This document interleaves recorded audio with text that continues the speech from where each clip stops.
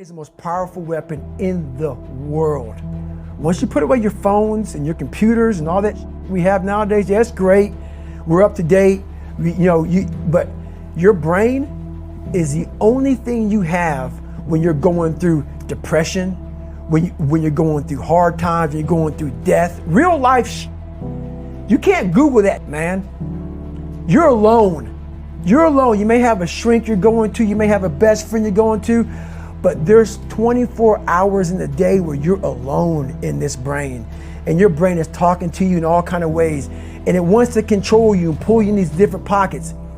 If you can't control your own brain and your brain controls you, you're So when I was going through Navy SEAL training for 18 months and going back through all the hard parts over and over again, I told myself after the first time, I knew it was gonna be a long journey there. My body was breaking down. It was just how it was going on. I said, you know what, this is my new norm. So my mind said, it's like going to work. Like you go to work, you put your suit and tie on, I go into suffering every day. Every day suffering, being broken, duct taping my feet up, stress fractures, shin splints, being broken. This is my new norm. You gotta tell your brain where you wanna go and how you wanna go and how you wanna get there. You gotta control it. If not, it's over. What existed for me was, okay, man, how am I gonna make this work? And all I knew back then was hard work. The only way anything gets accomplished. That's all I heard back in those days. You gotta work hard. You gotta work hard. I'm not getting I can't get this paragraph. I can't remember what the f***'s in this paragraph to pass this test to get in the military. Read again. Still not getting it. Read again. But if you're not getting it, write it out. And that's how I started learning. Okay, well, I gotta write out everything I do. And then write it out again, and write it out again. And guess what happened? I got it. I got it. I can't swim, I'm negative buoyant. Go back again. I can't swim, go back again. Go back again, go back again. I got it. I realized if I keep going back and going back and going back until the just becomes, your mind will say, okay, we're gonna figure it out, because he is not going to stop. It's not like I'm gonna try one more time. No, it's just like alarm clock goes off, boop, we're going back. I can't read right, we're going back. I gave myself no way out, and my mind realized that. They said, okay, we're gonna adapt and overcome now. Like a lot of people say, trying hard. Your mind knows, man. It knows this guy's bull. I mean, man, this guy's lying. There's no truth behind it. When I was in Navy SEAL training, people go, how were you there for 18 months? The program was only 6 months long. You were in 3 hell weeks in 1 year. No one's ever done that. How did you do that? I talk about the new norm. When I lived in a $7 a month place when I was growing up for a short period of time, I loved it. I didn't know any different. That was my norm. Once we moved out of that place, we moved to a $236 a month place. I was like, I never want to go back to that little piece of shit. But if you go back to that $7 a month place and you realize this is where I live, this is all I got. Your mind says, roger that, this is home. And your mind says, if we're not broken, this ain't normal. We gotta be broken. So then your mind starts to get tougher and tougher and more callous. People go, how'd you run on broken feet? Broken shins. My mind knew this is how we operate. We're in Navy SEAL training. This is what we are. I became hell. And that became my new norm. I gave myself no way out. There was nothing outside these walls of hell. Nothing. I love God, believe me. but for a short Never period of time, I became the devil, because that was hell. Had to work hard, struggle I just to be me. became the boss, Had to rise owner, up the just so CEO they could see me. of Navy SEAL training. Did That what was I my had to do mindset. just to feed me, and And what that's was how you left get through over I things. put towards my dreaming. Put yourself, you but the immerse only yourself thing in life wherever it that is, has meaning you become are that. the things you gotta work You for. become that. Believe Give me. yourself no way out. Take into your hands a plan, your own hands can And I was land your own 297 brand, and pounds, and I was feel fat like no as hell one takes trying to be a Navy accountability. SEAL. They want the The scariest credibility, thing in the world to convincingly me to this unwilling day to put in the hours was that it that takes could to have get been some the rest power. of my life. and sour. I Take thought a cold then shower, I was scream trying until you're hard. louder. Work That's the until scariest you're thing in the prouder, world. and I all the thought then, doubters, they're just 297 downers. pounds, working for Ecolab, Swear to spraying for God, they all cockroaches, let me making down. $1,000 a I month. always fought just to wear I the thought crown. that was me I'm at done my with these 100% clowns potential. who were all taught they Come to deserve find an out, ounce. a It's few only years worth it later, if you work for it. I wasn't anywhere near It's that. only worth it if 106 you pounds work for less, it. graduated Navy stop SEAL till training, they hear went on to me do all these now. other things. I won't Looking stop back till on I wear that, the that crown. was me trying hard. That's why people gotta understand what is in us. We have no idea until we start trying hard. And I mean really trying hard when you're obsessed with, hey, this is my new norm. My new norm is that, wow, this isn't always fun. It's not always meant to be fun. And that's when you're going to try hard. And that's what gives me so much power. I had no foundation. And I built this off of just researching the mind. The feeling you get is basically invincibility. You realize that you can't do it all the time. When you need to do it, I know I can go to a place that I can live in. And when you know that you can run on broken legs, and you can do certain things that a lot of people can do, but they're not willing to do. This power, this sympathetic nervous system of fight or flight, and you're fighting. It gives you this charge of energy of when you're sitting there at 3:30, 4 o'clock in the morning, and you're just taking your feet up because you're broken, and you're doing it by yourself, and you're going through arguably one of the hardest training in the world. And these guys, most of them are healthy, and you're going through it broken, and you already at a disadvantage, but you're still there. You can feed into that and tap into that for a lot of power. But if you look at it, well, I'm broken, man. I'm not gonna make it. But if you look at it, and man, I'm broken and I'm still here. And I'm fighting. I'm gonna find a way to get through this because I have no other place to go. It gives you a lot of power. When things start to suck really, really bad, my brain and a lot of people's brain, they don't go to your dad beating you up. Your brain says, we gotta get out of here. This is miserable. So anger goes away a lot of times when you're suffering because your brain just says, we gotta run, we gotta go. So that anger is not popping up saying, oh, I wanna show them, I wanna show those people. No, there has to be a much deeper. When I say deeper, it has to be down to mineral soil. It has to be down to that nice mineral soil where nothing can burn. You can't burn dirt.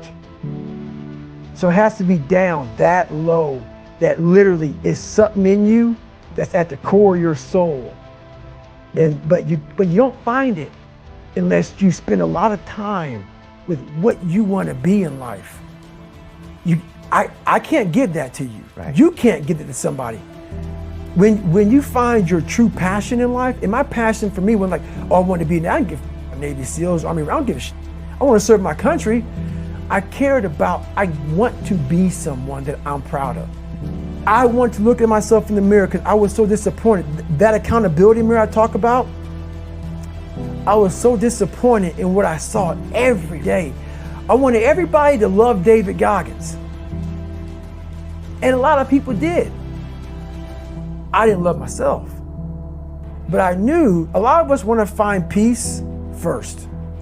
Some people say, man, you always talk about this suffering and pain. I'm at peace right now because I went through that. You don't find peace first. If you do, Merry Christmas. More power to you. More power to you.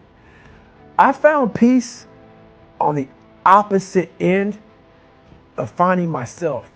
And no one really finds themselves without going through trials, tribulations, suffering, accountability. And accountability is suffering. So, even the smallest details.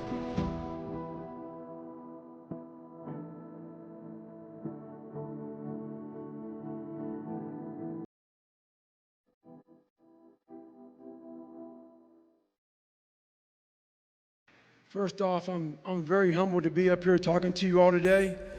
For a living, I'm a motivational speaker, and I speak to thousands of professional athletes, from the biggest names to the smallest names.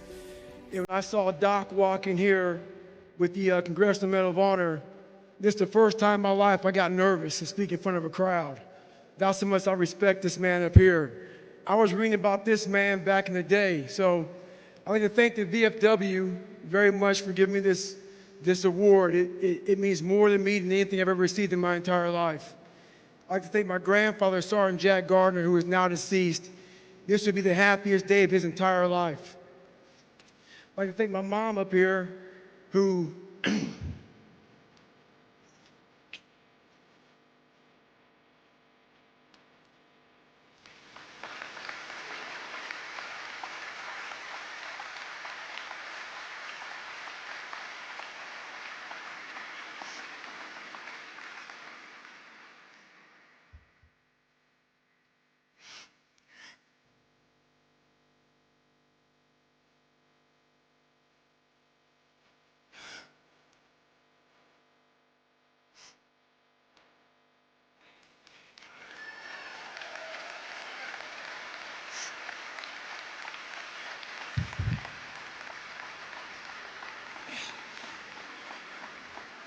never picked me up, who never picked me up when I fell.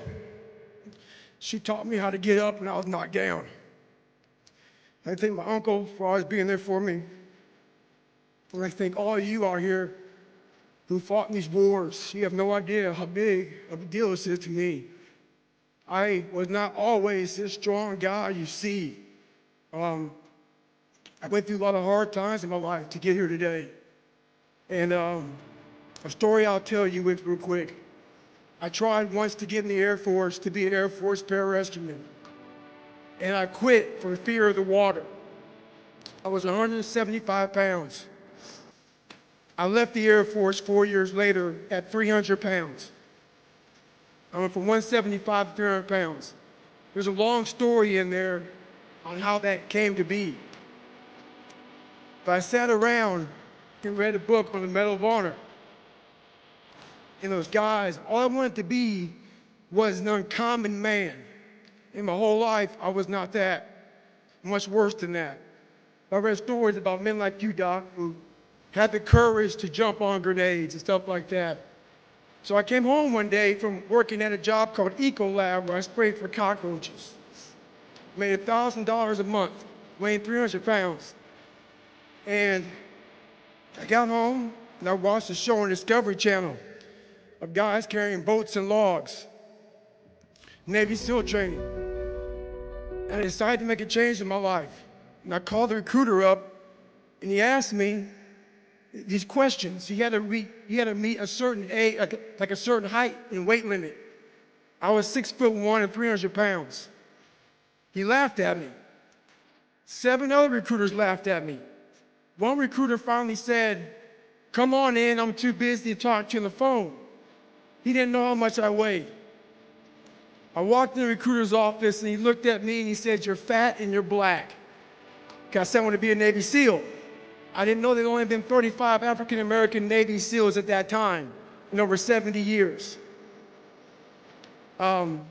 He said I basically had to lose 106 pounds in less than 3 months because of my age. I was getting too old. I came back 3 months later, 106 pounds lighter. Thank you.